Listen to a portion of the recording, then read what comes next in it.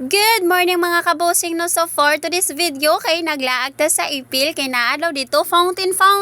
Yes po, opo, kani nga video kay continuation ni siya sa katong time nga naglaag mi ni Solomon sa ipil. Ay abaw gid kay manol-manol man ta sang fountain ay adtuon ginanaton oy go. Ana si Solomon kay maka-amaze daw kaayo. Patik-atik pa na si Solomon nga maka-amaze daw kuno kaayo ang fountain bisag sa medyo na siya na-amaze. Ay abaw gid. Kitang mga asawa no kay malipay na lang jud biya ta bisag edit rata sa isa ka bulan kaysa sa atong bana no. Naalang gid usahay ba masuko sila nga naglaag-laag ta.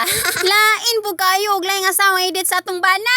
Deserve po na to mga asawa nga edit sa atong bana. Oy kay kapoy be kay sige paglaba taga-adlaw. Yes po, opo kapoy kay manglaba magatiman sa balay manglimpyo taga-adlaw manglimpyo sa tugkaran ay abaw gid. Ug aning dapita lipay na jud kay ko ana kay naa na jud ko sa tungod jud mismo sa tubig ay abaw gid di ka ako mabasani. Okay nalipay naman tanong mo sugot mo sa dili or mo sugot jud mo nalipay jud ko bahala mo. Mura yung bata nga nalipay nga ni adto nakakita og fountain oy. So diri lang sa tataman. Okay, bye.